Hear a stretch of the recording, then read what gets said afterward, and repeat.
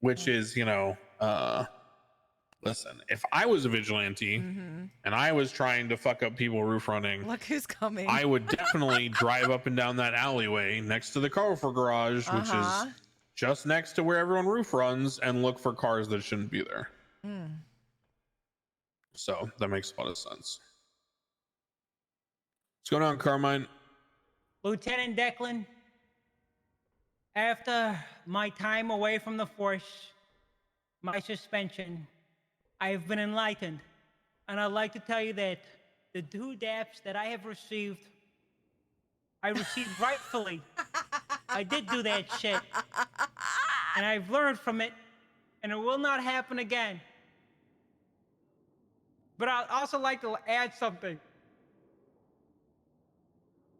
You're probably gonna get dapped too. What? Yeah. You wanna know why? Sure. Because unprofessionalism. Okay. I hope we can both learn from this experience. Is there more to this that you have to inform me of? No. That's all. So why are you informing me of this? Because I don't like working in cloak and daggers. And Then if you don't like working in cloak and daggers, then why'd you lie to me? That was old me probably like working in cloak and daggers. This me has changed thanks to you.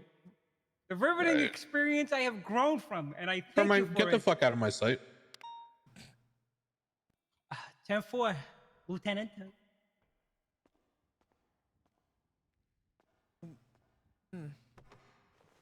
Right. What is he I'll on be about? seeing you out on the field. Okay. Yeah. That was something. What timing that was. Yeah, it's very interesting.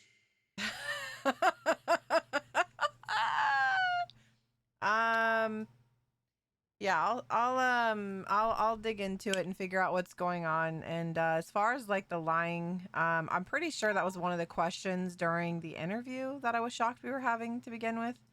Was like, are you going to be honest and not fabricate things basically when we ask you stuff, because that's a big deal with being an officer. You can't lie, right? Because people's, you're putting people in behind bars and stuff. You can't be lying about what's going on.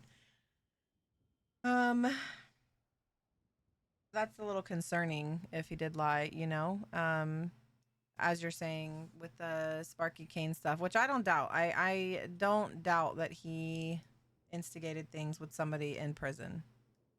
I don't doubt that at all. I was shocked the shit that was happening during the prison times with him and Bobby, to be honest. Well, the crazy thing is the other thing I didn't even bring up because I didn't even notice until I started looking through reports after this whole thing with Carmine. He didn't lie exactly. There's literally a report from the warden of the prison that says Carmine's banned from the prison. How the fuck did he manage that? Look at report 12051.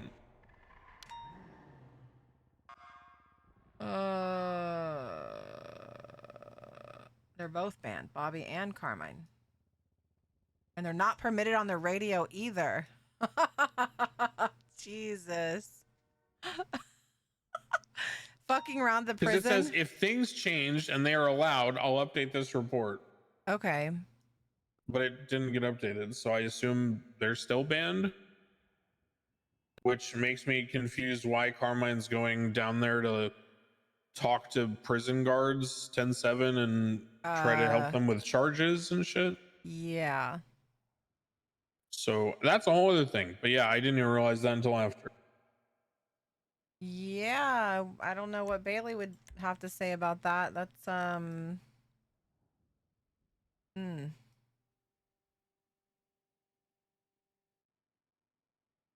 And that was only a few days apart, right? The Carmine thing was yesterday and 11. So like not even a week, and he returned back to the prison. Yeah. So that guys, it he's was not a week. even banned. I don't know. Yeah. What was he? He had to have been inside, right? If so he yeah, beat confusing. up Sparky. We spoke with Moss on the phone Very, today. very confusing. Yeah. I don't know. Cal, thank you so much for the raid. I'm fire. Well, I appreciate you meeting up with me to discuss the stuff with Marcel. Again, I don't want, like, not the kind of person that's like, oh my god, you know, sabotaging. I don't care. It's just a matter of people being honest and, like, you know, don't waste my time. Yeah, I'll talk to him. I don't care about the rest. I'm I so promise. confused about it. Just genuinely. I knew you like, didn't know, especially when you were like reaching out. I'm like, I don't think this guy knows. So I was like, I'll be around tomorrow because I was like already trying to go to bed. So, all right. yeah, I had no fucking idea. No worries. Yeah. I'll talk to him because that All shit doesn't right. make sense to me there. Yeah. Also, I've talked to Peters about some of them, but I have a lot of people that want to join PD. Okay. But that I just frankly don't have space for. Shift 2 or 1? Shift 2, right? Some of them are 1. Okay. Shift 2, I mean, is hard to recruit for.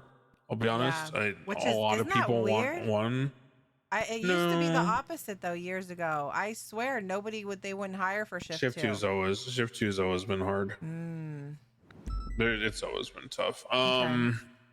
Shift 1, I don't know. There's a couple people that I'll shoot you like a list of names. Yeah. Yeah, I'll definitely look at them. The thing is too that's kind of awkward is that so for BCSO we had a 9-person. We were supposed to have 10, and then our end of August Academy, which just happened, one person failed the interview, which has never happened before, but they failed the interview. And so we had 9 people, and 8 of them were men, which just happened. So Yeah. our plan for September was to focus on maybe like do like 6 max and mostly hire women. But you know, trying to find a shift 2 woman candidate is, oh god, a unicorn. have I tried. And I think I have one that I'm going to maybe be able to onboard like directly and just like train her as a fresh cadet without an academy, just do it like myself. Yeah. But I have been trying to fill that academy and it's the first time I've ever had trouble filling an